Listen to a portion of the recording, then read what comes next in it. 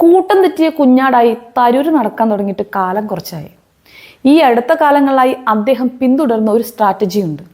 Congress party എന്തെങ്കിലും ഒരു കാര്യത്തിൽ ശക്തമായി അഭിപ്രായം പറഞ്ഞാൽ അതിൻ്റെ ജസ്റ്റ് ഓപ്പോസിറ്റ് ആയിട്ടുള്ള കാര്യങ്ങൾ പറയുകയും ചെയ്യുക എന്നത്. കാര്യം മുഖ്യമന്ത്രി സീറ്റ് മോഹിച്ചിട്ടാണെങ്കിലും തരൂരിനെ കൊണ്ട് കോൺഗ്രസ്സുകാർക്ക് കഴിച്ചിട്ടിറക്കാനും മതിരിച്ചിട്ട് തുപ്പാനും വയ്യുന്ന അവസ്ഥയാണ്.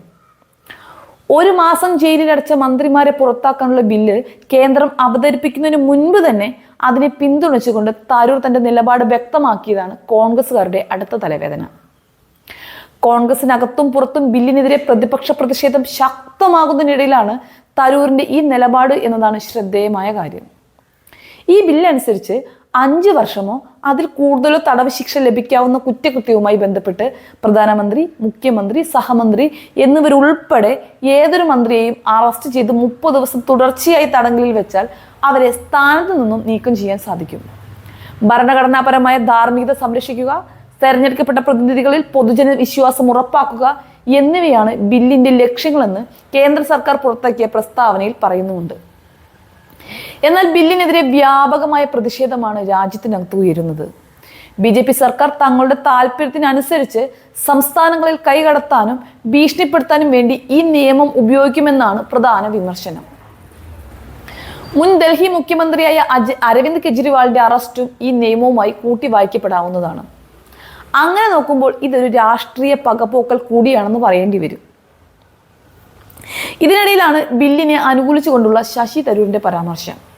ഈ ബില്ല് നിലവിൽ വരുന്നതോടുകൂടി ജനാധിപത്യം അതിന്റെ ശരിയായ രീതിയിൽ തന്നെ സംരക്ഷിക്കപ്പെടുമെന്നതിൽ സന്തോഷമുണ്ടെന്നുള്ള അദ്ദേഹത്തിന്റെ നിലപാടിനെതിരെ കോൺഗ്രസിൽ മുറുമുറുപ്പ് ഉയർന്നു തുടങ്ങിയിട്ടുമുണ്ട്. എന്നാൽ ആരൊക്കെ എതിർത്താലും ബില്ലുമായി മുന്നോട്ട് പോവാൻ തന്നെയാണ് കേന്ദ്ര സർക്കാരിന്റെ തീരുമാനം. അതിന്റെ ഭാഗമായി കേന്ദ്ര ആഭ്യന്തരമന്ത്രി അമിത്ഷാ ലോക്സഭയിൽ ബില്ല് അവതരിപ്പിക്കുകയുണ്ടായി.